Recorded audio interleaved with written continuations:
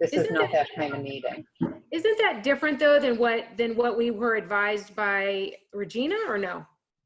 I thought Regina said we couldn't even meet without a quorum. Probably for the board meetings. Yeah.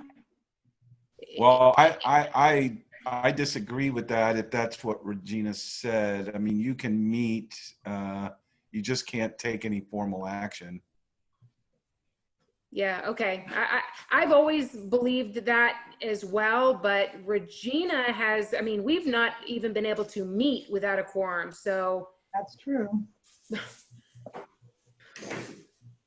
And I know we're here for different reasons, but this is kind of the first meeting we've had with an actual membership. So we may want to put this on our executive committee agenda or a future board meeting agenda. But the meeting where quorum's really going to matter for membership is when we're in that December, January meeting, when we're voting on new board members, electing board members. Right. Outside of that, we don't really take any formal action, but besides that. So one meeting a year, quorum should matter. And we need to kind of just probably remember that, because this is all new for everybody, that we need to really announce that and reach out to our membership to ensure that they're present. Otherwise, we won't be taking any votes.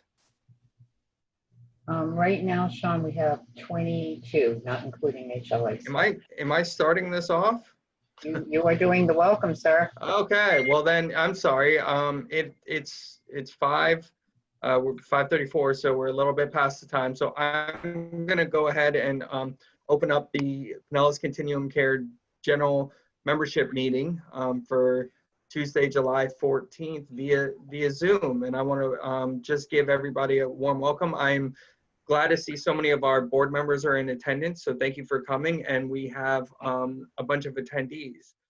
My name is Sean King. I am the chair for the Pinellas CoC, formerly known as the Homeless Leadership Board. If you're kind of new or just this is your first general membership meeting, Susan Myers, the CEO of the HLA, the Homeless Leadership Alliance, will be going more in depth about that. But I just want to say thank you to everybody and welcome everybody to one of our, I believe it's quarterly meetings, right, Susan? Yes, well, yes. Quarterly membership meetings. We're a little bit behind because of COVID, but we'll work that out. And we're doing it virtual. Normally we do it in person, and one's in North County and one's in South County, but things are a little bit different. But I want to just welcome everybody. If you're new, please, this is informational. If you have questions, please, and you're an attendee or even a board member, hit the raise hand function on the app. If you're on the phone, I believe it's *9 if you want to raise your hand, and we'll call on you and allow you to speak. But this is kind of an informational, community-led, community-driven forum. So thank you for being here and participating. With that, I'll turn it over to Susan. Okay, as Sean mentioned, we generally have had 4 quarterly membership meetings a year. I will say HUD requires COCs to have 2. And we always go above and beyond. We really appreciate our community feedback and input, so we do 4 a year. And so I do believe that we will at least make our 2 a year. That's the requirement for our HUD NOFA. We put the date in there as to when we had our meetings. But we'll try to, now that we are doing Zoom so well, we'll just have them quarterly if we need to continue doing Zoom. Otherwise, we'll go back to in person if that's doable by the time our next one will be, which will be about, I guess, August, September, October. Yeah. I feel a little silly though, because I wanted to do a CoC 101 for our new membership, but it appears that if just about everybody in here is already heavily involved in the CoC, I mean, I can do a brief overview for the few folks who are members. We did get, there were some people who were very interested in membership based on some of their applications and their emails. I got the impression that some of them were interested community members who just wanted to know more about homelessness and how they can help. Others were also interested community members, but some were starting new nonprofits. And I think there was interest in how the CoC works, how they can get funding, how they can get funding for their services. And so I felt as though it was important to talk about the CoC's funding and how it works, what we do, what the CoC is, and so do a brief overview. So I will try not to, I hope those of you who are new get something out of this and ask questions. Those of you who've been involved for many, many, many years, hopefully you'll learn something new, and I hope it's not too boring for you.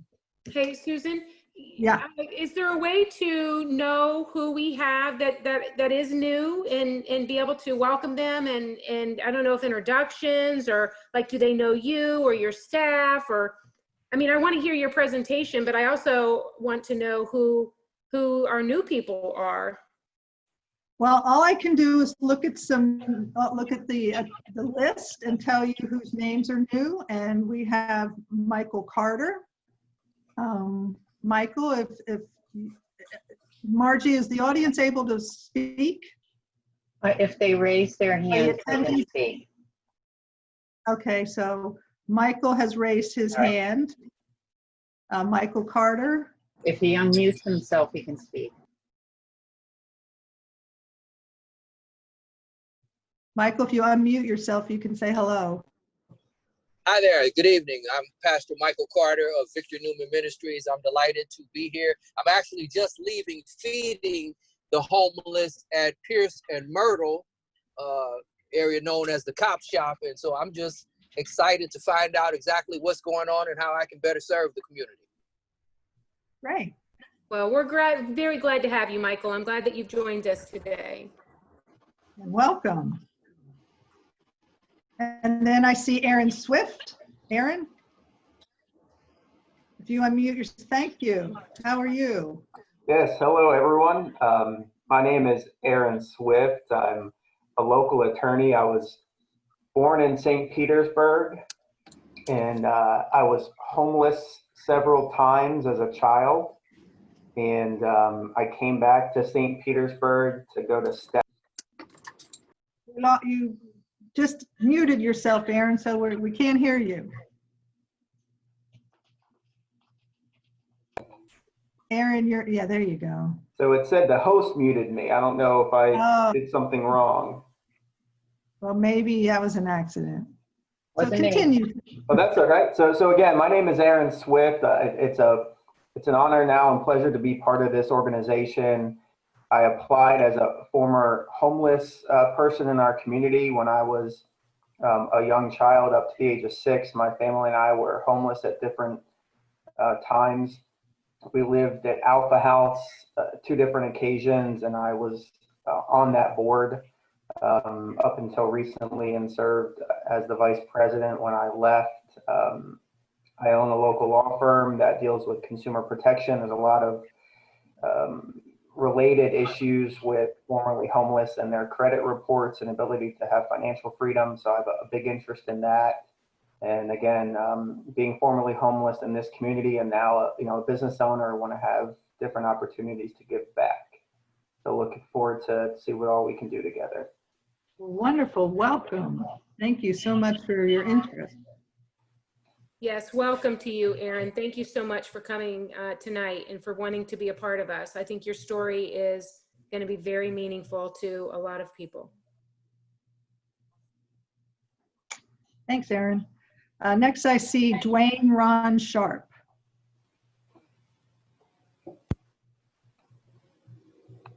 He just needs to unmute himself. Dwayne Ron, if you can, there you go. Hi. Hello. I am Dwayne Ron Sharp, and I am the Vice President for the Manners Housing Foundation. we are still very, very excited to be a part of the Homeless Leadership Alliance. So thank you. And just here to learn as much as I can about the organization and how we can do our part. And Yvonne Morales? I want to say welcome to Dwayne. Thank you for being here. Thank you, Dwayne. Thank you, April. Thank you. Hi, good evening, everyone. Yvonne Morales from the Department of Veteran Affairs, homeless programs, and I'm happy to be part. Welcome, Yvonne. Thank you, Yvonne. I knew your name was familiar. There's a few folks that I know you recognize also in the attendee list. We have Danielle Husband, Gabe Para, Jennifer Strasek, Kevin Chenault, Kevin Marone, Lisa Davis, Mark Dufa, and Teresa Jones. Hi, everyone. Susan, real quick, I know Teresa had a question in the chat. Not sure if you saw that about how attendance is being taken for CoC members during this meeting. I believe it is by the registration to get the Zoom link, registering for the meeting, but I just wanted to have you confirm. Thanks, Sean. Margie, is that something you can answer? We are tracking attendance. There are 3 of us that are checking all the attendees that are on the meeting right now. So far, there is nobody with a phone number. Also, I do get a report on Zoom of who registered. And this meeting, everybody had to register, including our board members. So that's another way I'm tracking attendance. Okay, that's everybody. Welcome to the new folks. We look forward to your participation in the CoC. And so I did intend to do a Continuum of Care 101. You know, the continuum of care can be very complex, and I do think having a little background and some information is helpful. I'll try to go through it a little bit speedily. Who's running the slides for me? I don't know who it is, but next slide. And you can do the next slide too. So the continuum of care was developed by HUD. Back in, there's been some various iterations of it since the 80s, and I'll talk a little bit more about that. But a continuum of care is, as you know, a continuum of different services to help people in a community deal with certain issues, whether that's the mental health continuum of care, a substance abuse continuum of care, a senior services continuum of care, and of course, we have our own homeless continuum of care. And HUD is the Department of Housing and Urban Development at the federal level, and the continuum of cares are under HUD, and we are under the eSNAPS program, Special Needs Assistance Population Services. I'm sorry if I might have not got that right. My staff will know it exactly, but we use the eSNAPS program. So who makes up the CoC? The CoC is various agencies. We want everybody in the community to have a stake in ending homelessness, not just the homeless service providers, because homelessness touches all of us. And so in our CoC, we have mental health agencies involvement. We have substance abuse agencies involvement. We have hospitals involved. We have universities involved and other educational foundations and organizations. We have affordable housing developers. We have law enforcement. We have faith-based organizations.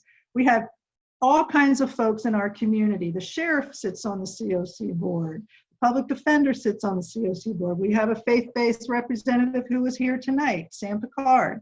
We have mental health provider here, April Lott. We have city government, county government. We have Teresa Jones here from the city of St. Petersburg. And I'm sorry if I don't call everybody's name out, but we have all different kinds of people in our CoC who are dedicated and committed to ending homelessness. And we want our membership to grow because we do think that ending homelessness needs to be a community-wide effort. Not one of us can do it on our own, but we all can do it together. We have veteran organizations. Ms. Morales is here. We also have formerly homeless and homeless representatives on both our CoC board and just in our community as involved members. We have one who joined tonight, and we're very happy to have you, and we're glad you're here, and we really look forward to having your expertise. I learn a lot from our formerly homeless representatives because I've never been homeless. I have compassion for homeless, but I've never been homeless, and to me, it's really important that we hear the voice of our homeless and formerly homeless residents. So that's a very important part of our continuum of care. So next slide, please. So like I said, it happened back in '87. That was the first act that was done at the federal level. It was called the McKinney-Vento Act. I will say the school districts still use the McKinney-Vento Act. We do to some degree as well. It is one definition of homelessness that I'll get to in a minute. In May of 2009, the HEARTH Act was implemented at the federal level. Stands for Homeless Emergency Assistance and Rapid Transition to Housing. HUD used to fund CoCs based on the number of homeless you had in your community. And so the more homeless you had, the more money you would frequently get. But HUD realized that it really wanted to start funding communities based on their commitment to ending homelessness. And so now we have significant performance measures that we have to produce that demonstrates that we are ending homelessness in our community. And the more we end homelessness, the better we do with acquiring HUD funding. And that is called the HEARTH Act. And so that was a big change for the whole continuum of cares across the country, in that HUD now looks at our performance in terms of how we are doing as a community to end homelessness. So you'll hear that a lot throughout our meetings. You might hear the HEARTH Act, you might hear ending homelessness, and that is exactly what our goal is to end homelessness here in Pinellas County. Next slide, please. So this is very confusing to people, but our formal legal name through HUD is FL 502 St. Petersburg, Clearwater, Largo / Pinellas County CoC. And so people say to me, how come Dunedin's not in there? How come Tarpon Springs isn't in there? How come Gulfport's not in there? Why is it just those? Well, those are the cities and the county who actually are what's called entitlement communities. They receive HUD funding, ESG and or CDBG funding. ESG is Emergency Solutions Grant. CDBG is Community Development Block Grant, and those are dollars from HUD. And so they identify the continuum of cares based on those entitlement communities. So we are FL is obviously Florida. We are 502. And just for your information, there are 27 CoCs in the state of Florida and over 400 across the country. So one of the beauties of being a CoC is there's 27 of us in the state and 400 across the country, and we all collaborate and work together. And for instance, we share information with our colleagues, they share information with us, and we share best practices. So that's a good thing. The Homeless Leadership Alliance serves in 3 different roles for the continuum of care. Those of you who are new members, you are now a member of the continuum of care, and there is a board of directors on this continuum of care that I'll get to in a little bit. And we, as the Homeless Leadership Alliance, do a lot of administrative work on your behalf. We are just executing our memorandum of understanding. But some of the things we do are, we serve as the collaborative applicant. And for those of you who are new, I'm going to get into a little bit more detail about that.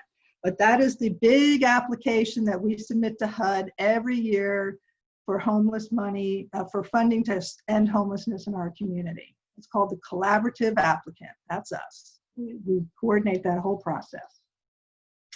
We also serve as the lead agency for the continuum of care and the board. And that means we do a lot of the administrative work. We operate the website, We staff all of your meetings. We staff your committee meetings. We assure that the agencies are in compliance, the recipients of the funding are in compliance. We do monitorings. We oversee all the performance measures. So we do a lot of all the administrative work. And then the last thing we do, and this is something that a lot of people are unaware of who aren't really heavily involved, is we have a database that's called the Homeless Management Information System. And we manage that information system on behalf of the continuum of care. And that all of the data in our community on homelessness is primarily all of the data is entered into HMIS. Any of the recipients of HUD are required to enter. The county has programs that enter. The state requires that homeless programs enter into HMIS. And then we have some people who voluntarily enter into HMIS. And I'll get more into that in a little bit. So that's our role as the lead agency and how we support the continuum of care. Next slide. So here's the state. And it's very convoluted because, as you can see, some CoCs are one county, like us, like Hillsborough, like Polk. Other CoCs, and they're color-coded, are more than one county. So Sarasota, Manatee is one CoC. Up in the northern part of the state, we have a whole bunch of colored counties in one CoC. And it's based on population. And we are the 6th largest in the state, excuse me, by population. Obviously not by size, because you can see my colleague in the central part of the state, she has Highlands and DeSoto and Hardy, and we deal with county commissions and city councils all the time, and I can't imagine what it would be like to deal with 5 or 6 county commissions to try to seek funding and et cetera. So we're fortunate in that we get to work with Pinellas County.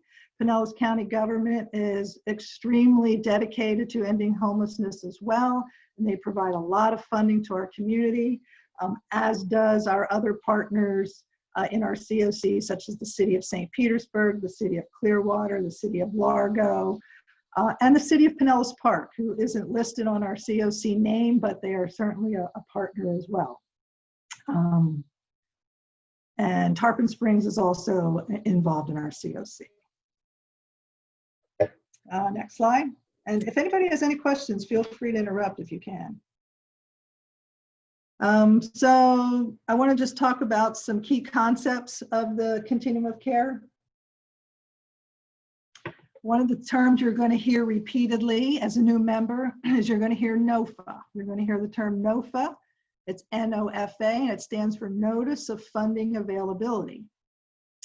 And it's a catch-all term for various funding opportunities under the federal CoC program. It funds continuum of care operations, and that's the planning grant that the lead agency applies for. And then it funds program projects. So if you're used to calling service programs in your work world, often in the NOFA world, in the HUD world, we call programs projects, because the CoC is the program that has various projects. So when you submit an application, you're submitting an application for a project. And so individual organizations are able to apply for these fundings in our annual competition. HUD only funds certain things. People think HUD funds emergency shelters, but HUD does not fund emergency shelters. HUD funds housing primarily, or supportive services. And there's different kinds of housing projects that agencies can apply for through the NOFA. And there's permanent supportive housing, which the word permanent means long-term. We always hope that people can eventually maybe get stabilized to where they can go into fair market housing, but permanent supportive housing, those folks are in supportive housing for a very long time, and sometimes for the rest of their lives. Rapid rehousing is a new solution that has come up through HUD over the last few years, where we quickly put those experiencing homelessness into permanent housing, and that's usually fair market rent housing. Wrap services around them for a period of time, and then gradually reduce the support so when they're self-stabilized. Rapid rehousing in our community is funded through various funding streams. We have HUD dollars for rapid rehousing. We have county dollars for rapid rehousing. We have state dollars for rapid rehousing, and we have some city dollars, City of St. Petersburg dollars for rapid rehousing. It's definitely a commitment in our community to end homelessness, with the solution being permanent housing and getting people off the streets and out of shelters as quickly as possible. We do not consider anybody in an emergency shelter as being housed. They're sheltered, and we're glad that they're sheltered, but they're not housed. Transitional housing, I think, speaks for itself. It's short-term housing for certain populations as they stabilize, such as those in early substance abuse treatment or domestic violence, or some families are eligible for transitional housing as well. And then we really like to link transitional housing with rapid rehousing. So they might be in transitional housing getting stabilized, but then we really work to get them into rapid rehousing as quickly as possible and continue services while they're in housing. And then coordinated entry is something I'll talk about in a little bit. I know I'm talking a long time. Is there any questions before I continue? Okay, next slide. Next, we're going to talk about housing first. And this has been a priority for our CoC since 2015. When we made some resolutions as a continuum of care board that housing first is our philosophy and our guiding light for all of the services that we provide. It's a philosophy, but also a program model. And what this means, and this is a challenging concept for some people to grasp, this means that participants receive housing before anything else without preconditions of sobriety or service participation. The belief is that how can you address any significant issues that you may have, whether it's substance abuse, mental health, employment, when you don't have a place to live? It has been shown that people who enter permanent housing can then address those kind of issues with case management and are more successful than addressing those issues either on the street or in a shelter before they get housed. So housing first has been a concept for a few years, and we are definitely seeing a decline in our numbers of literally homeless. Not as much of a decline as I'd like to see, or that most of us would like to see, but a decline nonetheless. So it is working. I do believe if we had more resources and more affordable housing stock, we would see more of a decline. But we are gradually lowering our numbers of homeless in our community, and a lot of it is because of housing first. Next slide. Back to housing first for just a moment. HUD only accepts applications for those agencies that are housing first, and as of right now, most of our local funders also as well require that agencies are guided by housing first principles when applying for funding and being awarded funding. Okay, next. HMIS, I talked about this a little bit. This is our technology system. It collects client level data. HUD requires that CoCs use a HMIS system. They do not require what system we use. We use WellSky, which is one that's used probably among 60% of the CoCs across the country. All CoC projects are required to enter into HMIS, as is ESG, which is that emergency solutions grant I talked about earlier. and then veteran money as well, the SSVF program. And we welcome anybody who wants to join. One of the caveats about HMIS is that each CoC has their own HMIS system. So there's 27 HMIS systems across the state, and there's 400 across the country, and they don't talk to each other. So that's a challenge, but we do have our own HMIS system. Susan? Yeah. Two things. Yes, Two April. things. One, can you talk about the exception to domestic violence? And two, did we make sure everybody is aware that they're being recorded?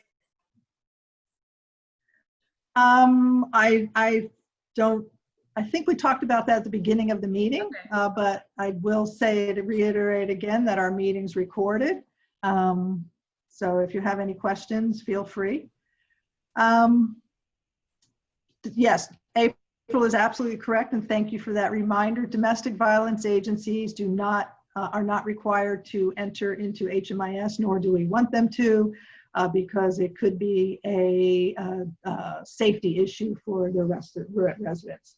I will say that back in the 80s, during that first round of McKinney-Vento funding, when I was much younger, I was sent to a meeting at the city of Gainesville about this homeless money. I worked at the domestic violence shelter in Gainesville.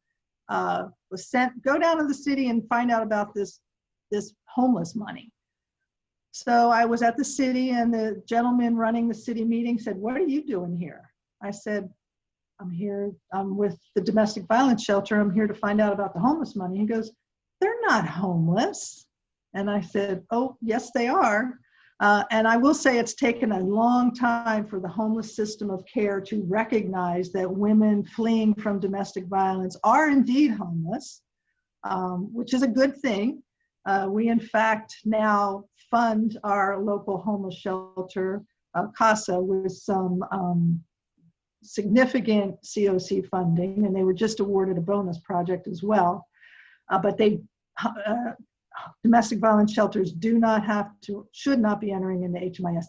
They enter on an aggregate level, so we have numbers, but their clients' specific information is not into HMIS. All right, next slide. Coordinated entry. Okay, this goes back somewhat to Housing First, a philosophy, and for many, many years, we basically, it was first come, first serve in the homeless community. You know, we would serve whoever came in our system, and just sort of first come, first serve. A lot of those with chronic long-term homeless, though, didn't really seek services out that much, or weren't always necessarily prioritized for services. They had a lot of issues. So HUD flipped everything on its head and told CoCs that we now must do a priority assessment, a vulnerability assessment, and identify those who are more vulnerable than others. So I guess somebody who's out on the street homeless with, not in a shelter, just on the street, maybe they've been homeless for 3 years, they have mental health issues that have been unaddressed, they have healthcare issues that are unaddressed, they're over 60 years old, or maybe they're a family with 3 children and they've been homeless for quite some time. Sometimes those folks aren't looking for services, or they're concerned what might happen to them when they look for services. And we want to assure that those who are most vulnerable are prioritized for services first. And we want to do it in a way that is inviting, that demonstrates concern, and that helps them get into housing as quickly as possible. And that has flipped everything on its head. You're going to hear coordinated entry a lot if you're a member of the CoC. And we do use an assessment tool, a standardized assessment tool. You're going to hear this a lot as well. It's called the VI-SPDAT, the Vulnerability Index Special Decision Assessment Population Tool. There's one for families and one for individuals. And we utilize the VI-SPDAT on every single homeless person or family who enters our system. And that VI-SPDAT gives us a range of scores that helps us, no tool is perfect, but helps us determine their vulnerability.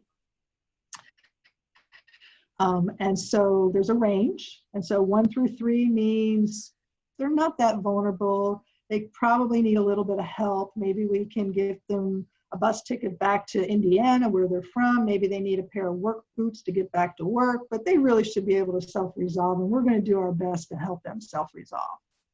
Then we have a middle range. It's a little slightly different for families and individuals, but that middle range are folks who have some issues, but not a lot of significant issues, and they might need 6 months, maybe a year of assistance to get a place to live, maybe get back into the workforce, find childcare for their children, get their kids back into school, get them stabilized, but they're in the middle range and don't need a whole lot of assistance.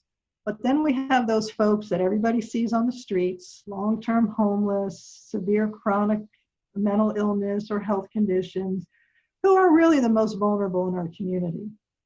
And HUD is saying that we prioritize those who are most vulnerable first.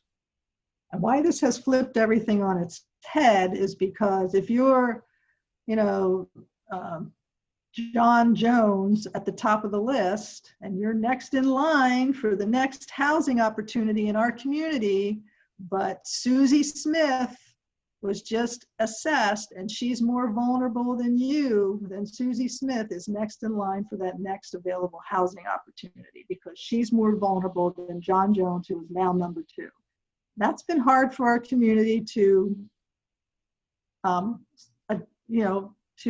deal with at some point, but we're making some progress and we're ending homelessness. And a lot of it is because of coordinated entry and rapid rehousing philosophies and housing first.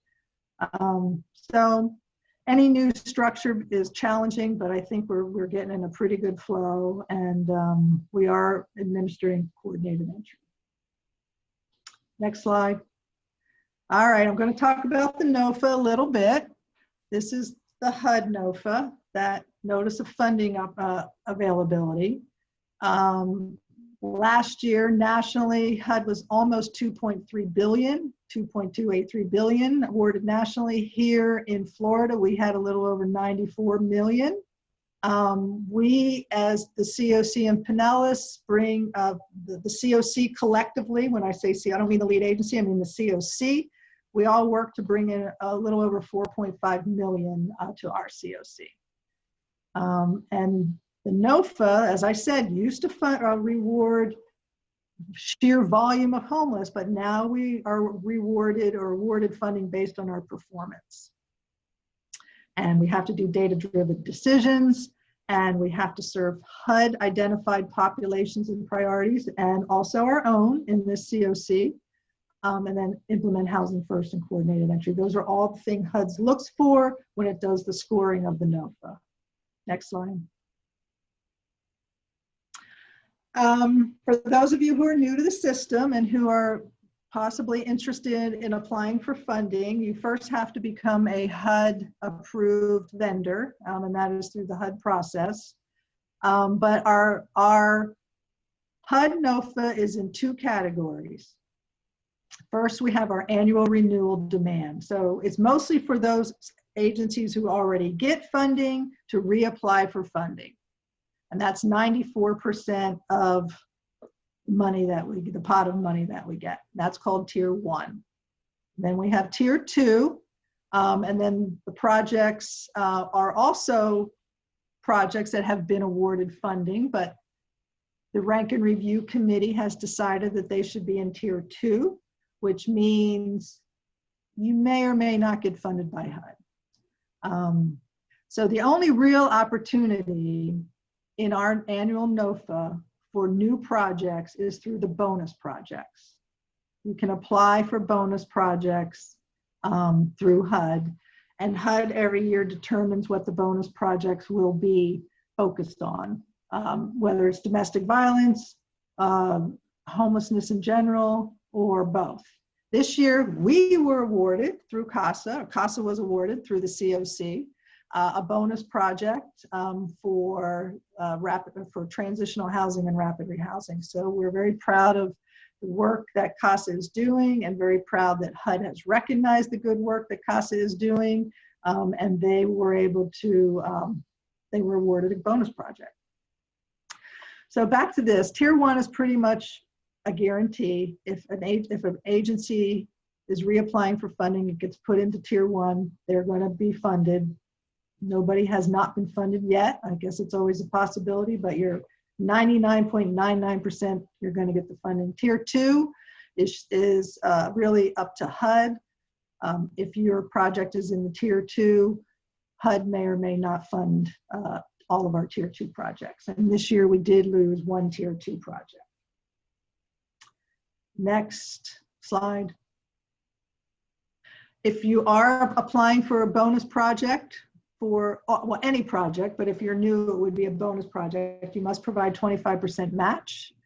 Every project requires a 25% match, except leasing funds, and we don't really have those. New projects can apply for money available through reallocation. That is true. Sometimes we will reallocate dollars and the bonus monies, depending on, you know, what NOFA, what it says in the NOFA.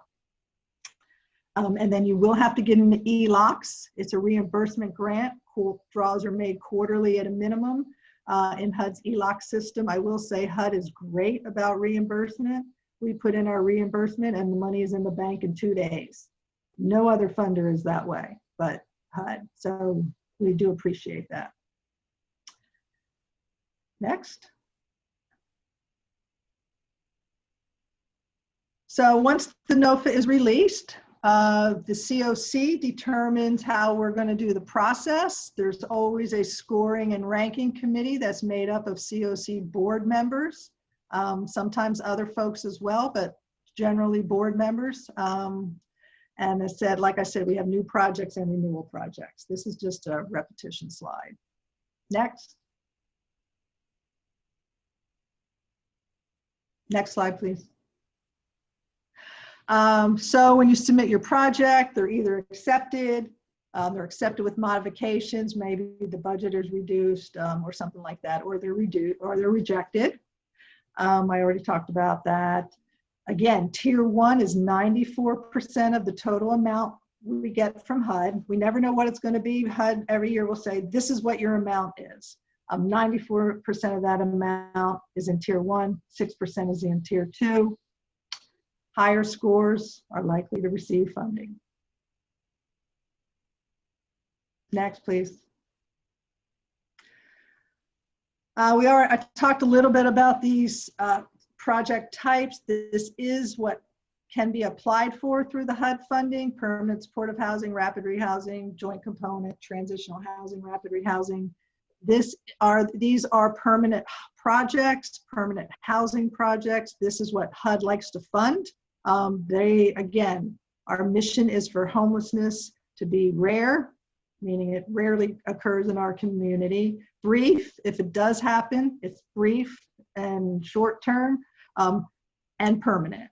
We want folks to be in permanent housing. We don't want people to come back to homelessness. If people are homeless, we only want them to be homeless one time. Rare, brief, one time. You're going to hear that a lot too as a new member. We will be saying that we want homelessness to be rare, brief, and one time.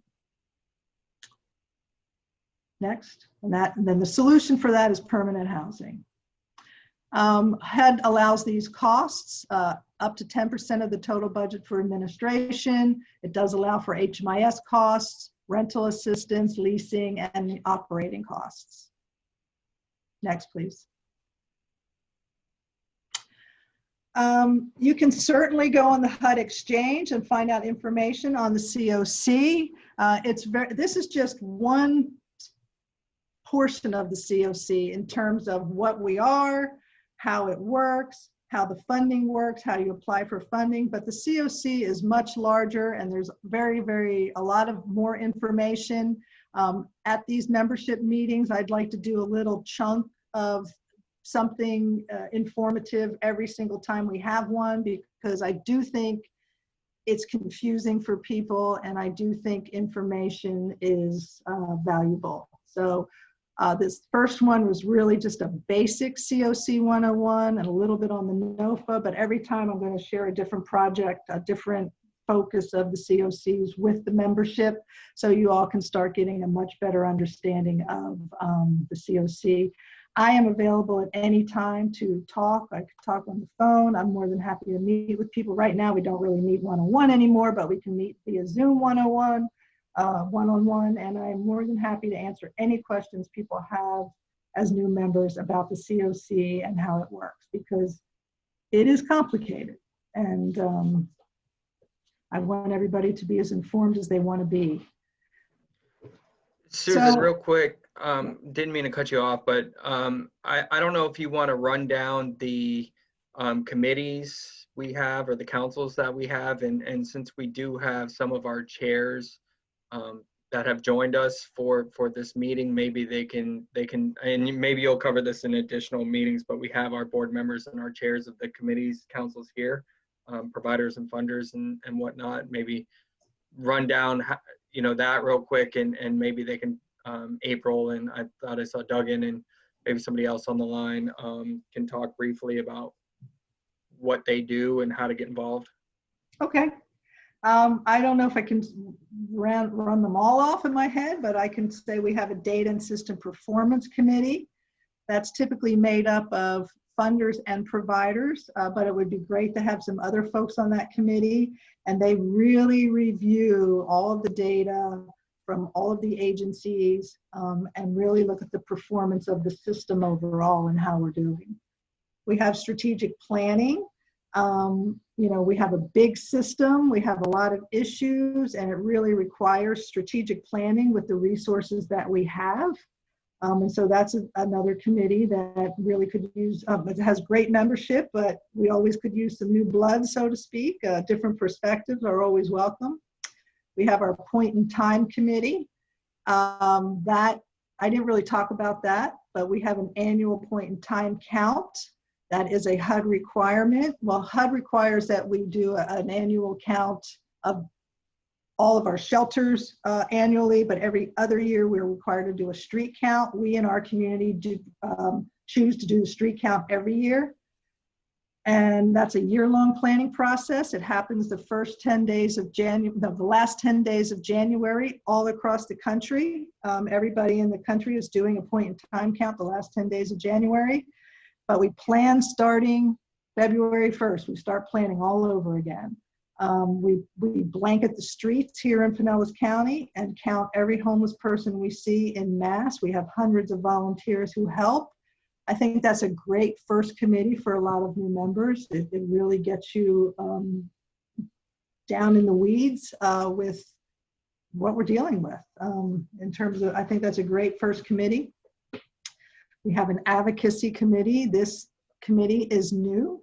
And the vision for this committee is that it will advocate for policy, resources, funding with our various elected officials throughout the county, the state, the country. So advocating for services and resources to end homelessness. We have a diversity, equity, and inclusion committee, which is going to have a presentation at the right now, soon, on the work that they're doing. It's new. I will say that in Pinellas County, we know that the Black population is 11% for the overall general population, but amongst our homeless population, has risen up to 37%. So there's definitely an inequity there. And so that's partially why we now have our diversity, equity, and inclusion committee. CoC membership, that's another committee, how to bring in new interested people into our circle of ending homelessness. We do have an existing providers council that is for existing agencies, that is for agencies who provide homeless services or who touch homeless services. Funders Council, those are the various funders in our community of homeless services, mostly government, but some private foundations as well. CoC governance, that is a subcommittee, I believe, of the executive committee. Maybe it's not. Yes, it is. I'm sorry, I should know that. We have some subcommittees we have some subcommittees under the board that I've also listed on this thing. So CoC governance, looking at the charter, is your governance charter, is it still accurate? Do any things need to change? Is it up to date? At least you do that annually.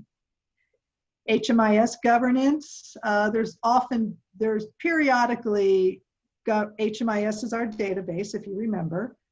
It is required to have a governance committee. HUD requires that. And that governance committee really oversees any issues that come up with the database. So if you're a data geek, you might like that committee.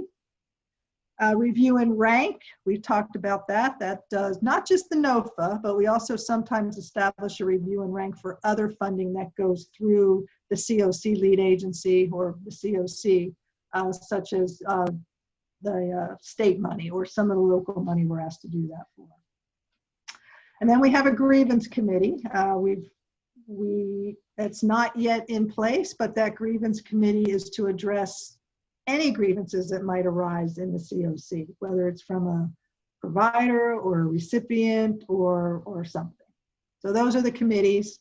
Margie can do I'll talk to Margie about how to best get folks on committees. We've been doing a survey with CoC board members. We have not yet done a survey with the membership. So that's something we can do. So that's the list of committees. Doesn't necessarily mean ad hoc committees either. We periodically have those as well. Yeah, thank you. I just wanted to kind of, for the newer people to our CoC membership, it's a great way to get involved on an issue or a topic that you may have some expertise in. Maybe you're a provider or you're just passionate about. So I just kind of wanted to highlight that. And I know I see Sam here and Duggan and April, I think all involved or chairing our various committees. So I don't know if they wanted to give a little speech too. I don't know that I want to give a little speech, but I'm the chair of the Providers Council, and anybody who is a CEO or the representative that makes full and final decisions on behalf of your organization as approved by the board of directors can apply to be a member of the Providers Council. And we are meeting virtually these days every other month. And I would encourage anybody who's not a part of that to, get with your leadership and or to, if you are the CEO, to apply, and we welcome everybody. Susan, though, before we move on from that, I'm wondering if you could also talk a little bit about kind of how our CoC is more than HUD funding and more than HUD definition, if you will, of homelessness and how we've defined it here and what that includes. Sure. In our CoC, the board and the board, our CoC board, has really broadened who we serve with our various streams of funding.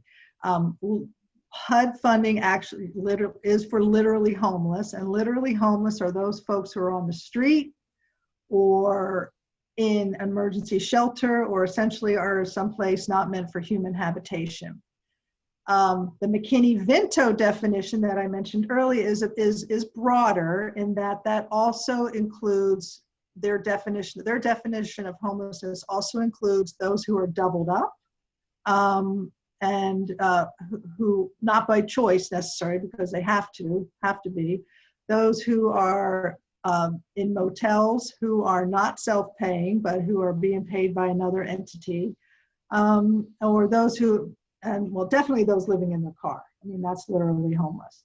But the broader definition also tries to get those folks who are self-paying in motels into permanent housing, who are doubled up and maybe helping out with rent and utilities or something. We want those folks are not considered literally homeless, but we consider them homeless. They are not in permanent housing. We want them to get into permanent housing, and we work with other funding streams to get them into permanent housing. Sometimes being doubled up isn't the best thing for a family. You might think it's the best thing, but sometimes there's expectations or quid pro quo when a homeless, vulnerable family, particularly a mom and 2 kids, are living in somebody's house, and it might appear to be by choice, but it's not really by choice. And we really want people to be safe, and we want people to have their own places to live. So we do expand our definition here in Pinellas County, the CoC, and we just look for other funding sources to serve that population.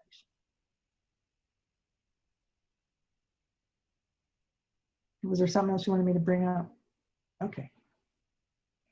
The only thing I was just going to talk about real briefly was, for those of you, what are the benefits of being a member? One is, you get to be on our email distribution list. We issue a lot of information throughout the week. Well, we do it bi-weekly now. COVID kind of put us a little behind, so we're doing them every other week, but we really have a lot of information in our distribution list. A lot of it is related to funding, new rules, new regulations, new policy, what's going on in the community. And so you get to be on the distribution list. You will get our bi-weekly newsletter as well. And eventually, we have not yet established this process yet, but the membership will have a voting and a non-voting membership. And those of you who are voting members will get to vote on who represents you on the CoC board. And so that's going to be a big change for our community. We have elected officials who are appointed to the CoC board, and you will not be voting those members in, but the balance of the seats are community members, and the CoC membership will have the opportunity to vote on those representatives who represent you, the CoC membership.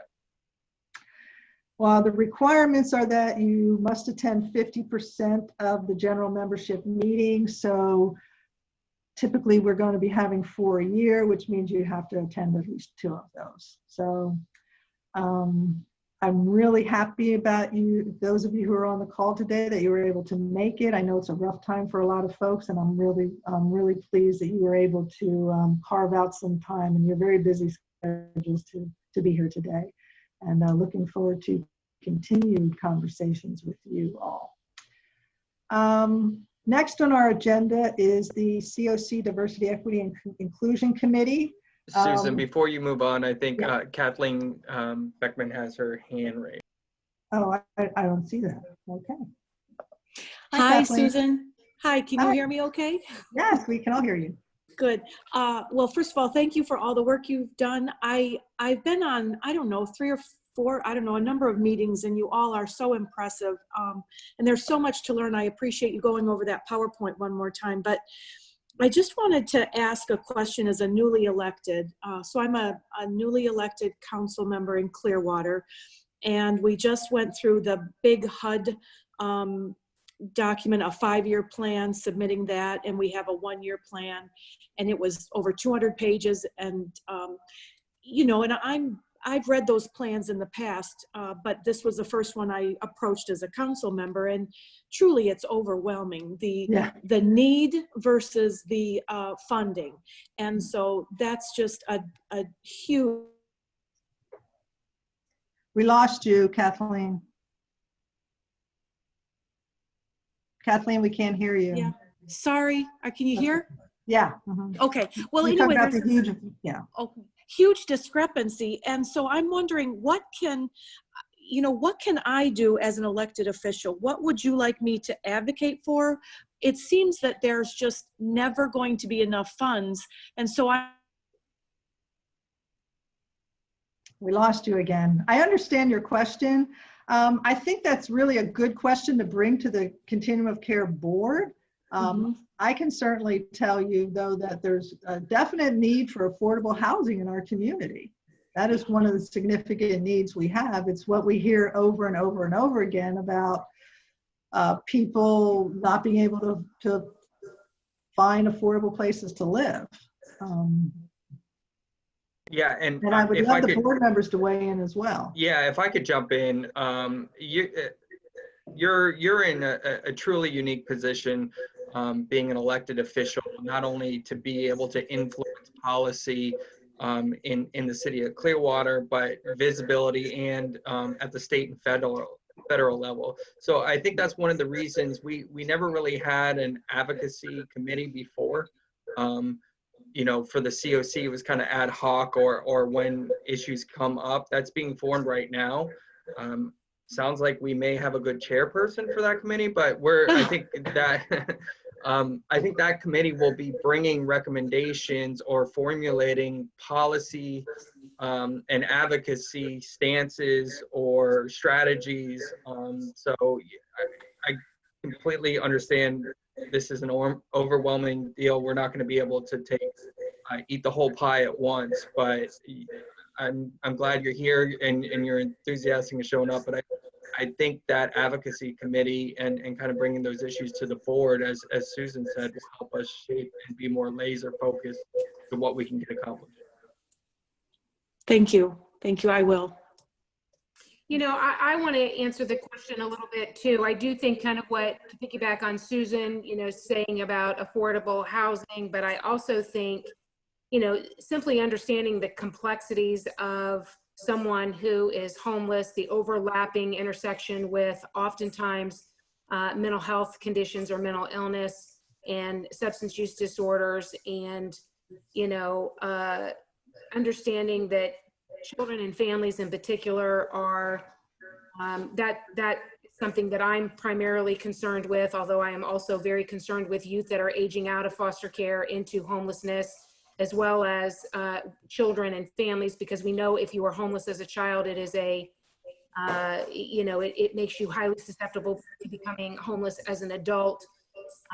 But affordable housing and supportive services and understanding the complexities of homelessness, I think, are the priorities for elected officials to be able to advocate that this is just, you know, not, you know, people who just like living homeless and, you know, just don't want to follow the rules, and, you know, some of the pejorative things that people often conclude that are virtually irrelevant and untrue. Yeah, yeah, fully agree. And I would add, just to, you kind of struck, but housing first. We now have data in our own system that shows the housing first, rapid rehousing, permanent supportive housing interventions work better than other interventions that are being funded throughout CoCs across the country. So really understanding and advocating for housing first is a big priority and something that will help push us all forward, piggybacking off of Susan and April. Right, that kind of low barrier, you know, this idea that you know, only those people who agree to A, B, and C are worthy and deserving of housing, stable housing, permanent housing is, you know, a thing of the past, I hope. And our community has really, I think, embraced housing first, very, very low barrier, has embraced it fully. And again, educating your colleagues and your peers on council about, you know, just the realities of what it means to be homeless. Yeah, yeah. I'd like to. I do. Well, and I'd say one thing. So I'm not to make this about me or anything, but I'm a guardian ad litem and have had homeless people on my caseload. And so I know a little bit, certainly not as much as you all. My heart's in the right place, but the you know, the feedback I get is we don't have any land. You know, we have, you know, we don't have space, we don't have funds. We've used our funds to help with mortgage assistance or whatever. And there's always just this attitude that there's only so much money there and there we go. So I'm thinking I need to start thinking out of the box as far as, you know, can we get churches to sponsor rehabs to keep people in homes? And, you know, is it those tiny little things I need to be thinking about as well, or? Kathleen, Yeah, go ahead, Sam, go ahead. if I could. So I'm a faith-based member on the board here, and coming at this as a pastor, I think churches are sort of a classic partner in housing development. Unfortunately, the reality is churches are resource poor for the most part. Yeah. But I think this continuum of care having a membership, and very visibly so for the first time in my tenure, is really important because we do need to be casting a wide net in terms of funding and in terms of solution partners. Mhm. We definitely need to be reaching out to all kinds of partners to develop more affordable housing, thinking outside the box. But I think we also really need to be engaging our community really broadly in funding. We had a consultant come to the board maybe 3 years ago and present some numbers about how much affordable housing we would need to develop as a community to end homelessness. And I was shocked, not at how much money it would take, but actually at how little. The number Really? that she came up with was $68 million over 10 years. I think that's probably low, but even if we're, so say we're talking about $100 million over 10 years, that's a huge chunk of change. We're never going to have that in HUD funding. We're never going to have that in Clearwater, Pinellas Park, St. Pete, ESG funding, whatever. That's not going to happen. But $100 million for the whole county of Pinellas, if you're talking about employers, you're talking about big corporations, you're talking about hospitals, health systems, private citizens. Millionaires, yeah. If we really engage, there are people in this community that want to write those checks if they thought the money would actually end homelessness. So I think that's our job for each of us in the continuum of care, not just the board and not just the providers, but all of us to be talking with our neighbors, talking with our congregations, talking with our community groups about how to get involved, how to put our shoulder into the plow and get this thing moving.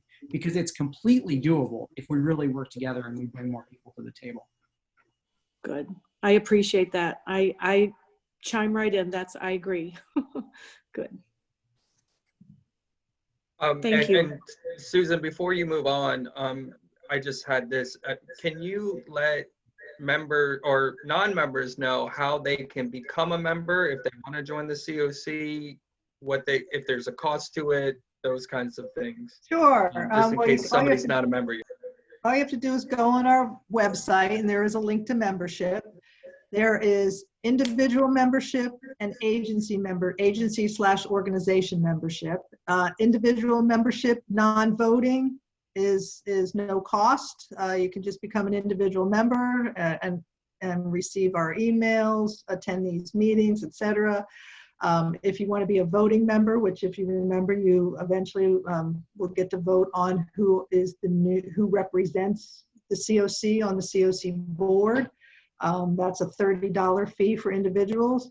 For organizations, it's a $100 fee, and government, there's no cost because we want government to be involved, and typically they're not allowed to join things like this and pay for it. So we don't want them to have any barriers to participating. And again, right on our website, there's a link to click to become a member. Susan, may I add something? Yeah, sure, of course. Membership runs from September through October. So it's not January to December, it's September to October. Just a reminder. Thanks. Okay, next we're going to have one of our staff member, our System Performance Improvement Manager present on the Diversity, Equity, and Inclusion Committee, which is very important work. It's fairly new for our CoC, and we want everybody to know about it. So turn it over to you, Avery. Thank you, Susan. Good evening, everyone. I just wanted to give everybody a brief overview of our newest committee within the continuum of care. In 2018, HUD came out and stated that they were going to be focusing more on racial disparities within continuum of care. So with that, the Data System and Performance Committee started taking a look at our data broken out by different races and ethnicities. And what we found was that there was a disparity there. Within Pinellas County at the time, you had a population of 13% of the county being African American or Black.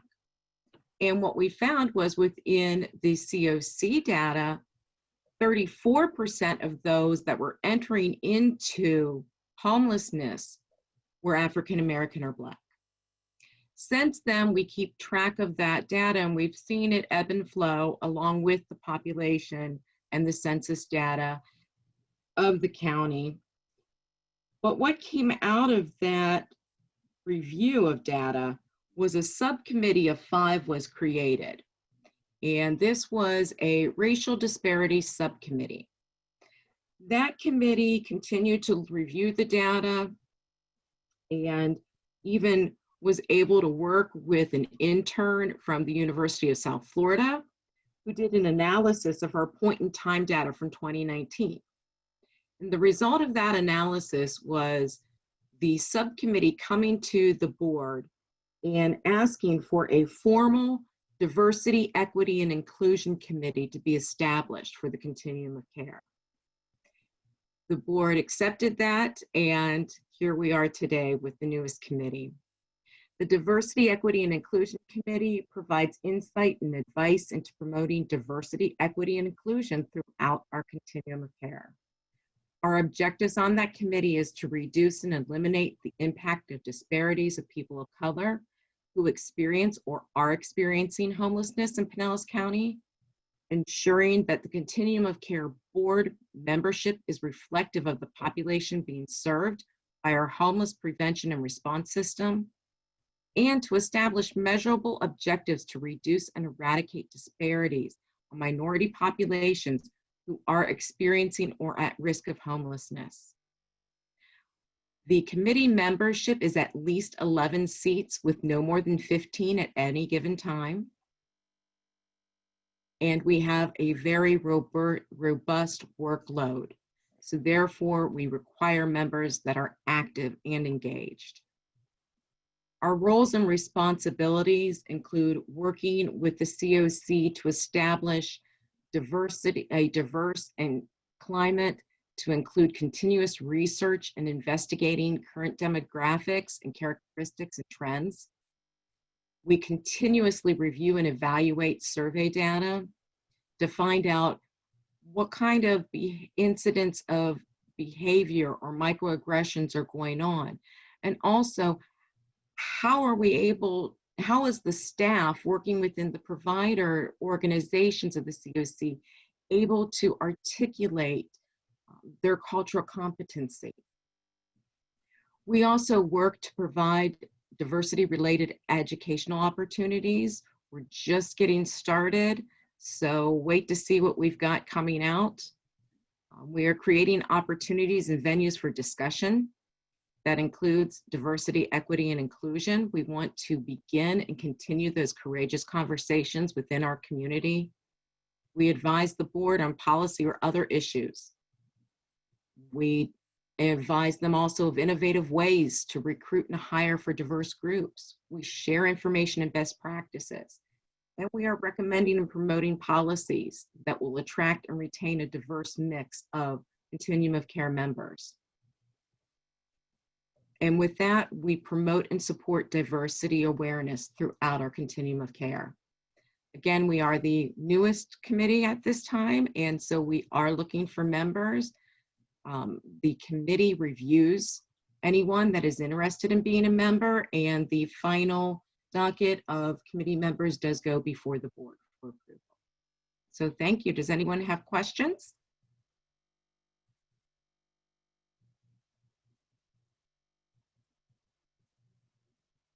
Well, I do want to thank that there are several members of our committee on our call right now, and especially we've got a large group of our founders here. So if they would like to add anything, please do so.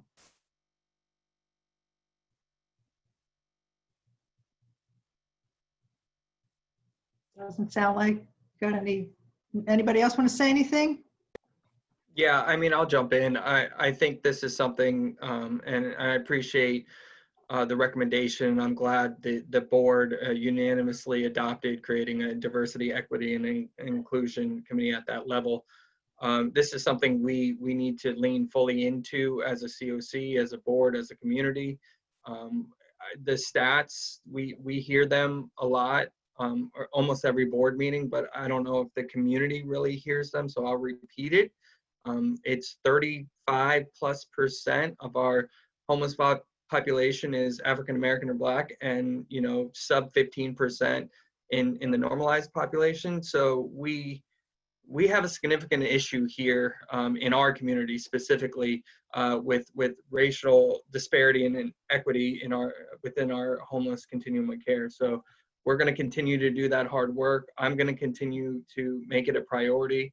COVID kind of threw everything off for the plans of this year, but we can walk and chew gum at the same time. And I'm glad to hear our diversity, equity, inclusion. I'm keep saying diversity, equity, inclusion committee is keep doing the work. If you're interested, please get involved.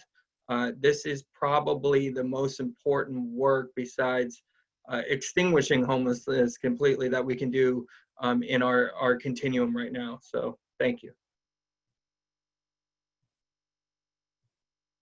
Thanks, Sean. Anybody else want to add anything to the diversity, equity, inclusion conversation? All right, we'll go to the last item before public comment, which is a COVID update.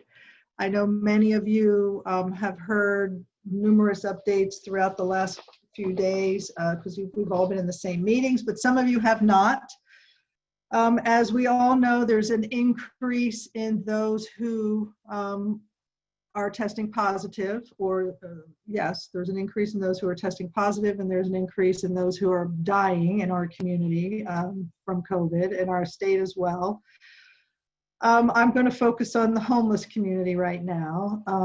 And I will say that since the beginning of COVID, way back in March, Pinellas County Human Services started a program called, well, not exactly what it's called. It's called the Isolation Hotel Project. That's what we're calling it, although it was pointed out to me the other day in our board meeting, all of us, that it should be called something better than the Isolation Hotel, and maybe we'll work on that.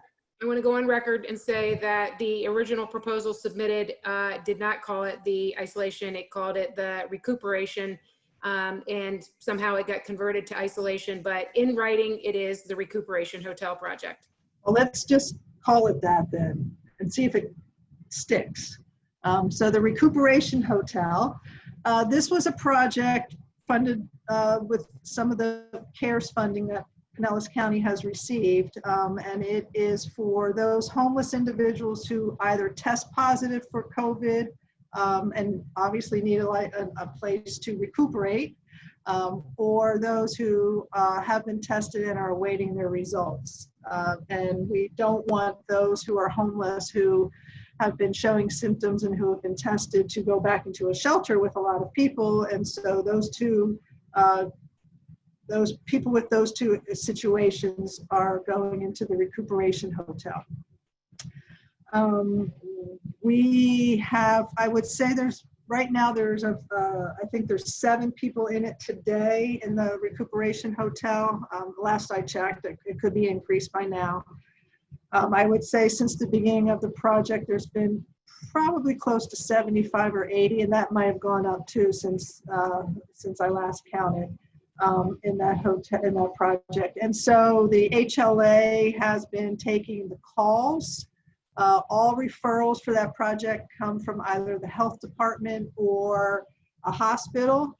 And then we do the assessment, and then directions, arranges for the transportation. The county did, I think it was the county that paid for that retrofitting, and correct me if I'm wrong, April, but the directions did retrofit one of their vehicles to have a screen, plexiglass type screen between the driver passenger seat and the back seat, so they could transport people to the hotels if they didn't. Some of them do have their own cars, but most of them don't, so they would transport people to the hotels. And then provide case management services. The health department would be calling them twice a day to continue to assess their condition. Directions was doing the bulk of the work by ensuring they had food, prepping the rooms for food, handling all their case management needs, and then making sure they get discharged successfully. Some were discharged back to shelter, some were discharged back to home out of state. Some chose to discharge back to the streets. And so that program is still operating. Some days we get tons of calls, some days we don't get so many. You can't really predict what the day's going to be like. And that has been ongoing since March. Let's see. We have regular calls with the shelters. County Emergency Management developed various work groups. One of them was a dedicated homeless work group, which I was really glad to hear. This HLA has been the lead on convening for that group. We were meeting very regularly with the homeless work group. It was twice a week, and then we were meeting once a week as well with shelters. So we were having 3 meetings a week. We've now gone to the homeless work group meeting every other week, and that homeless work group, just to say again, is a combination of funders and providers. The shelter work group, though, is just shelter providers. There are homeless providers other than shelters in the other homeless work group. But the shelters wanted a meeting where they could just have to themselves. Now we're meeting with the shelters every other week and the homeless work group every other week. But as you know, things are spiking, and I'm going to ask these groups when we meet with them this week if they want to meet more regularly again. But as of right now, they said the timing is fine. Some of the shelter, one of the challenges with our, so many shelters in our community is that they all provide great services, but they all have different policies and procedures. So we have to keep track of who's changing their policies and procedures for admissions. Some are requiring temperature checks. Some are requiring negative tests. Some are not taking new residents. And so they're all different, and we really need to keep track of who's doing what. And it changes regularly too. As far as I know, the shelters that are still taking residents are Pinellas Hope, St. Vincent de Paul, and Pinellas Hope, St. Vincent de Paul. I know the Salvation Army is, but only for certain populations. They're respite beds. And I'm missing one giant shelter. Safe Harbor. Safe Harbor. I knew I was missing one giant shelter, and I just couldn't think of which one it was. Safe Harbor, yeah. And we are going to discuss this week what plans they have in the event their shelter, there's an outbreak in their shelter. What are their plans? April brought up some of these points at the last board meeting. What if all their staff gets sick? What are their plans? So we do need to have that conversation with them about what are their plans for those situations. For the most, I would say they're all doing a really, really good job with the issue at hand and managing the issue at hand. And most of them do have places where people go to isolate. I know Safe Harbor has one whole section where more than one person tests positive, they can go into that area. I know that Pinellas Hope is an outdoor shelter, in tent, so they have less difficulty with people. They have built-in social distancing, so to speak, which is the design of their operations. St. Vincent de Paul, they have their outside area as well. But I do want to have that conversation, April, and I'm glad you brought it up because we do need to know what their plans are for those dire circumstances that very well could possibly occur. Hey, Susan, do we have anybody on tonight that is with Baycare, with the hospitals? Stacy was on. I don't know if she's still on. Stacy, are you still on the call?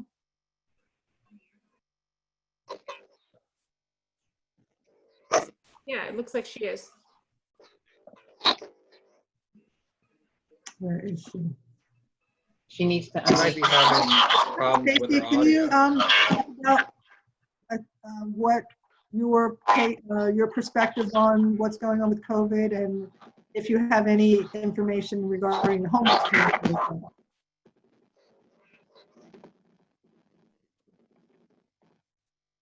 I wanted to ask her, and I had heard, and I don't know if it's true, but I had heard, not necessarily related to the homeless, but Sounds like she's trying to talk, but yeah. Stacy, we can't hear you. I'm sorry. Go ahead, April. I had heard that the hospitals, in particular the hospitals in St. Pete, were filling up with predominantly Black men, kind of in this 30 to 45-year-old age group, not necessarily homeless, but, and I just didn't know if that was accurate, if that was true, and if so, you know, what we might learn from that. Doesn't sound like we can get Stacy right now, but I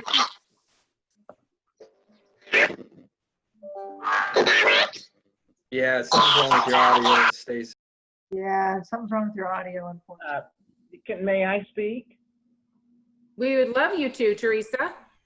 Hi, I'm just going to mention that having looked at the data reports that come out for Restart St. Pete, I'm not surprised that the numbers are showing high numbers of African American males. In fact, the data is showing that there's specific zip codes 33705, 33712, and 11, which is where predominantly African American neighborhoods are where the spikes are in this county. In fact, 33705 has more cases than any other zip code in the county. So I'm not surprised that and it is showing that there is substantial percentage of African Americans who have tested positive with COVID from the county data.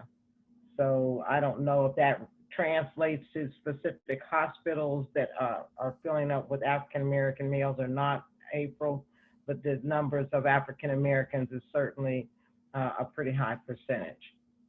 Yeah, I just didn't know if, and thank you for that, Teresa, if there was a, you know, if there was information that we could deduct from those statistics, you know, if this is an issue of, you know, the ability to social distance, if it's an issue around masks, if it's, you know, I just don't know what it means to us, and if there's something more we can and should be doing in order to tackle it, but I just don't know what it means.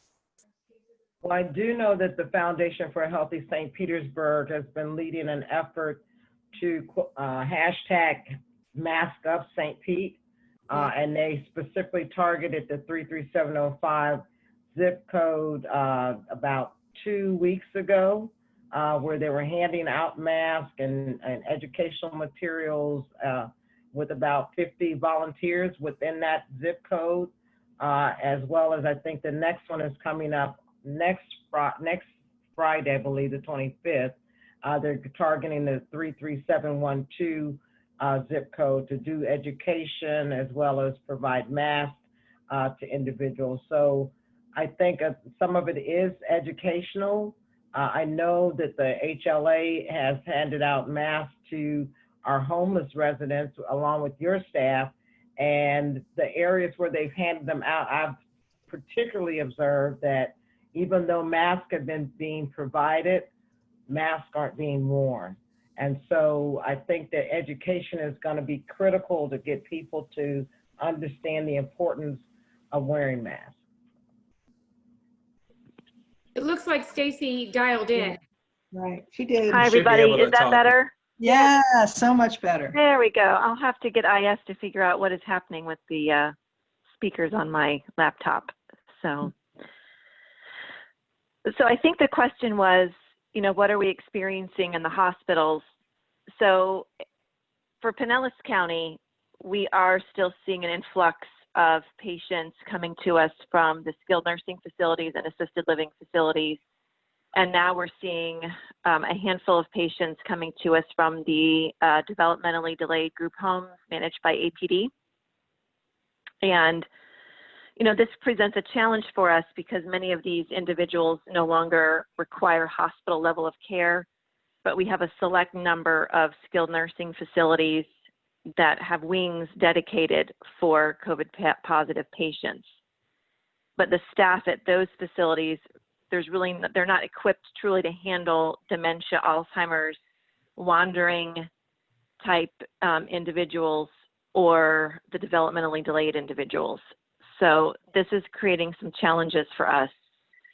I think someone had asked about, do we have a breakdown in terms of ethnicity, et cetera? I'm looking on our recent email that I get. I don't see an ethnicity or race breakdown, but for those in our hospitals, and again, this is a Baycare email that I'm on, so this is system-wide, not just Pinellas County, 54.8% are 65 and older that are positive admitted to our hospitals. Yeah, Stacy. Winter Haven, oh, go ahead, sorry. What I had heard, and I was trying to get verified, is that the hospitals, in particular the Baycare hospitals in St. Pete, were, like St. Anthony's, have seen a pretty significant increase in Black males, young Black males, like between 30 and 45. And I was trying to get just some confirmation that that's actually true. And if it is true, is there anything that we can hear or learn about why that would be true and what we might be able to do? Like, is it a mask issue? Is it an education issue? Is it a doubled up social distancing issue? It might not even be related to homelessness, but I just really didn't know if it was true and what we could do about it if it is. Okay, I will certainly reach out to our infection prevention manager at St. Anthony's. They track the detail to that level, I believe, of the patients, and I'll see what I can find out for you.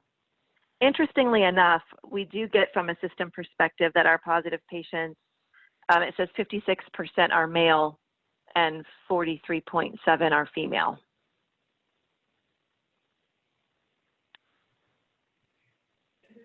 Yeah. Stacey, can you share anything about those who are experiencing homelessness through the hospitals right now? Yes, so we have had a handful of patients come to our hospitals actually from the recuperation hotel. But unfortunately, a couple of them did not follow the rules at the location, and it was decided that they could not return back there. We certainly understand the challenges that the hotel, there's not really on-site staff, if you will, et cetera. But then we're back to a situation where we're housing a patient occupying a hospital bed who really doesn't require hospital level of care any longer. And that's creating a bed crisis.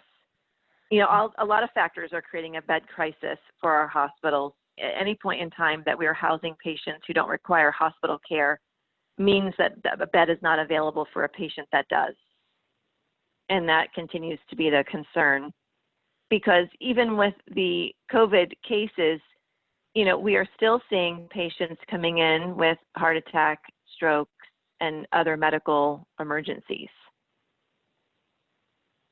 I think you all have seen that our hospitals have made the decision voluntarily to restrict some non-emergent elective procedures, especially those that are expected to require an overnight stay, so that the hospitals can maintain as much bed availability as possible. April, I'm looking at a data report that came out today, the Restart St. Pete. It does show a race and ethnicity of the cases, the hospitalizations, and the deaths for the entire county.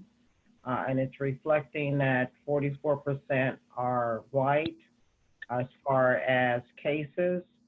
71% are white that have been hospitalized, and 81% have been white that have died. As far as African Americans, it's showing 17% of the cases have been African American, 23% of the hospitalizations have been African American, and 10% of the deaths have been African American. There's another big category that's known as the unknown race. I'm not certain why that is. And it's showing 34% of the cases have been unknown race. 2% have been hospitalizations and 3% of the deaths. And then the other category, which is and I don't know who falls in the other, is 5% of the cases, 5% of the hospitalizations, and 6% of the deaths have fallen into the other category. And that's out of 11,669 cases for the county. That's helpful. Thank you. You're welcome. Did anybody else have any other questions for Stacy? I don't have any questions. Oh, go ahead. Say to Stacy though that we could take it offline. I'm very pained to hear that the Recuperation Hotel in any way, shape, or form is contributing to a bed crisis. And you know, I'm certainly willing, as one of the providers and one of the partners in that project, to offline maybe get with you and others to try to see if we can't head that off at the pass and or solve that problem. Excellent, thank you. Yeah, I was just going to mention and give April, not only because she's the vice chair, but Susan as well, shout out with the Recuperation Hotel in the county. I remember being on the phone calls when we were like, oh, we really have a problem and we're going to have a big problem with the homeless population. And I remember having the conversation on how do the EMS wouldn't transport, fire wouldn't transport, police wouldn't transport. We're like, how do we get individuals out of the hospital? They don't need to be there. We have a potential bed crisis, you know, and we were talking about, do we use a truck? Like just anything, any kind of ideas. I remember that conversation and how, so I just want to say thank you. And you figured it out and figured out a partition, but it was so new at that time. And we had no idea what we were dealing with or getting into, but April, you stepped up, the HLA stepped up, our providers stepped up, our hospital stepped up, and the county, we just got it done. And it sounds like there's still some stuff we're still figuring out as we go, but it was great to see the community kind of come together and say, we don't know. And I remember April saying, I don't know how we're going to do it, but we're going to do it. And we were talking about, well, insurance. And you were like, no, it's just going to happen.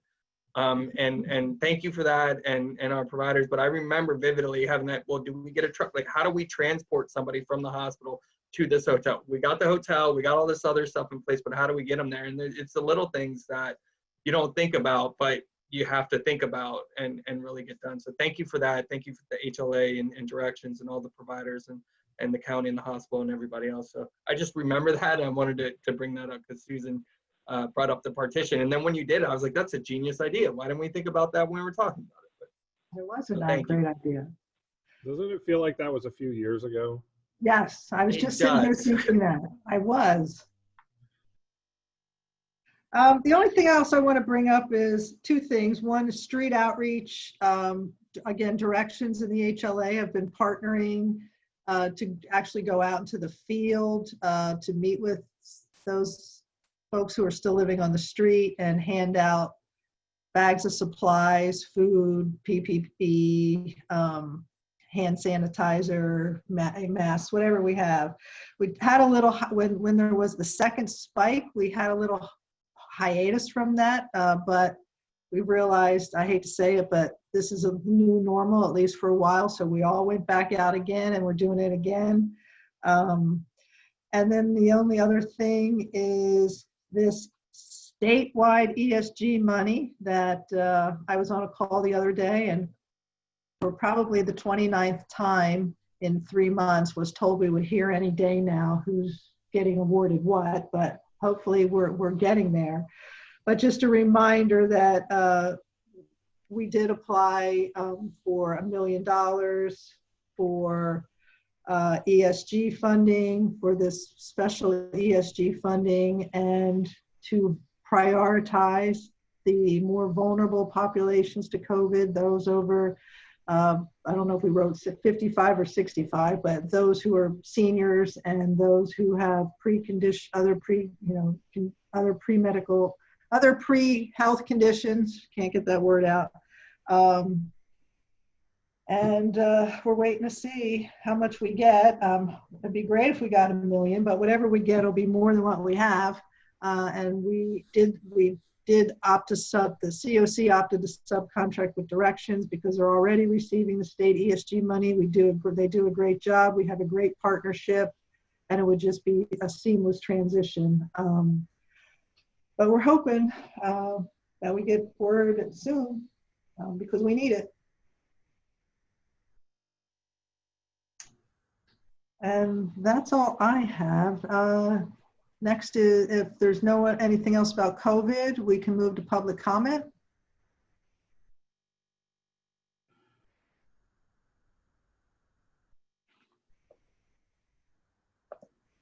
Mr. Chair, are you okay with that? Yeah, no, so we must have covered everything that has to deal with homelessness. I'm surprised nobody has any comments or questions.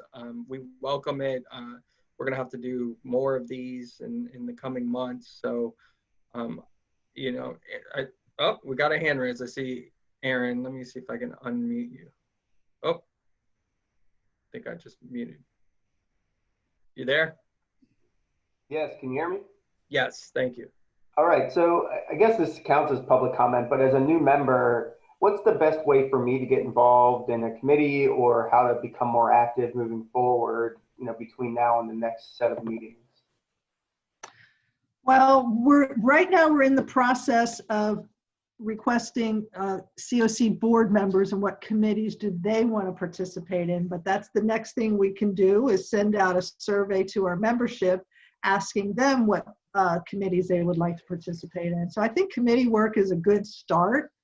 And just also all of our meetings are open to the public and they're all posted on the website, and maybe even just starting to, when you have time, I know you're a busy person, but if you have some time to sit in on some meetings, you could do that as well. But that's the next step we're going to do with the committee memberships is send it out to the membership, the CoC membership. Right now, we're still working on the board, and that's going to be tied up in a bow soon, and then we'll send it out to the membership. But if you want to show up to, and you can go on the HLA website, you heard the list we had before: advocacy, diversity, equity, inclusion, so on and so forth. And if one of those data systems performance, if one of that piques your interest, and I know you've come to a board or you've virtually come to the board meetings before, show up. You're a CoC member, participate. You know, become a member of that committee. I would say I don't think you need to necessarily. I know Aaron's a smart guy. You know, you can just show up either in online, virtually, or eventually in person, and you know, start participating. Thank you all. We do have two vacant board seats. One is business and the other is at large. And what would that look like? Again, sorry, this is Aaron. I don't want to jumpstart too much, but well, it would be on the board of directors for the continuum of care. We currently have monthly meetings, and it's the board of 27. Right now, there's 25 because we have those two vacant seats. It meets on the third Friday of every month. Is that correct? Is it the first Friday of every month? I go to so many meetings, I get them mixed up. The first Friday of the month in the mornings from 10 to 12. You would also be asked to participate on a committee, but I can talk to you more about it if you'd like. We can have a chat on the phone. Yeah, and anybody can submit an application to be on the board. Now that we have two vacancies, and it can be considered. Thank you. Do we have any other public comments or questions from either our attendees or our board? I think Dwayne just put in the chat, where is the app for the board? It's probably not published, but we can get it to you. Yes. I would like that as well. Perfect. Get that to you. And I would just say to Aaron, you know, that coming to the board meetings, but come into executive committee meeting, all of the meetings are open. And, you know, I know everybody kind of wants to be on the board, and I can appreciate that, but where all the work happens is in the 14 committee meetings that happen in between board meetings. And so I would encourage you to look at the list of meetings, and just whenever you can, just start showing up. We will welcome you. We will allow you to be an active member and to participate. We would love for you and anybody to actually begin attending those meetings. And, you know, that might be a good way to get a flavor of the board, to just participate and attend a few meetings before you consider submitting an application. But sounds like you might be a good fit. Thank you. Any other comments? Any other questions for the HLA, Susan Myers, any other providers, any other board members? We don't want to leave anything unanswered if we can. And I see we have Hello. a hand raise. You there? Yep, it's Lisa Manners. Okay, gotcha. Hi, Lisa. How are you guys doing? I just wanted to say hi, and you know, I've been coming to all of these different committees the ones that I'm trying to get onto or interested in. Is there a specific way to communicate with everybody all at the same time other than just coming to these? Is there like a big group email list or something, or just the same list?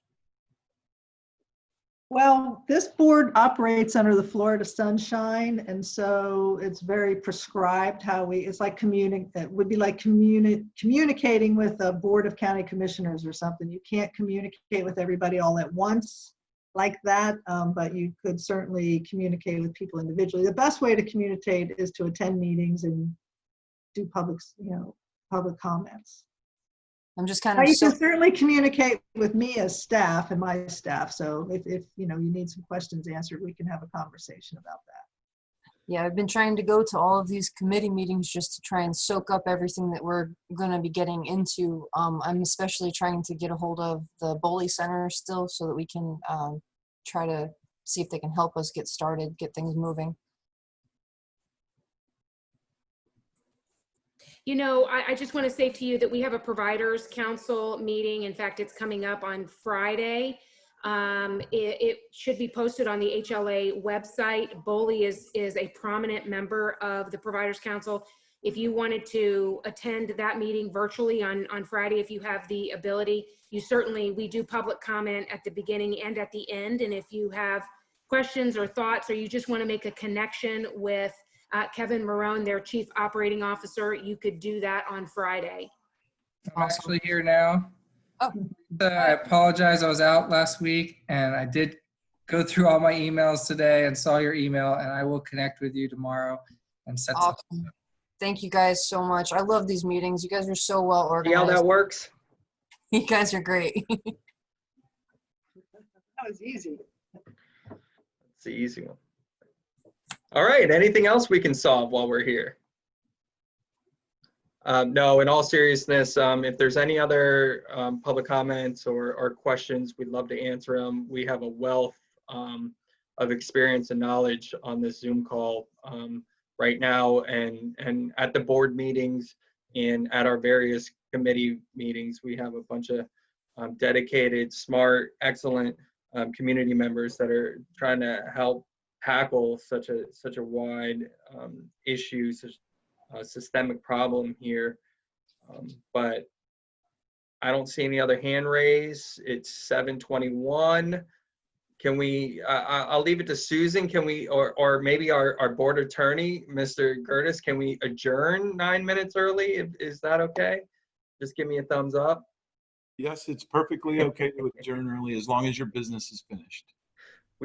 Business is finished. I don't see any public comment. I'll again end by thanking everybody, thanking all our board members, community members, our providers, HLA staff, and anybody else, attendees, for just showing a commitment to the homeless. in Pinellas. It's tough work, but it's needed, and we look forward to seeing you and everybody in the future. So have a good night. Enjoy the rest of your evening. Thank you for being here, and we will see everybody at the next membership meeting or another board meeting. Bye. Thank you, everyone. I appreciate your participation. Thanks for being here.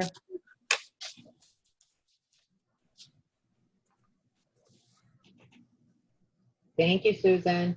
Thank you all. Thanks, John. So does the Lang School open to August 31st.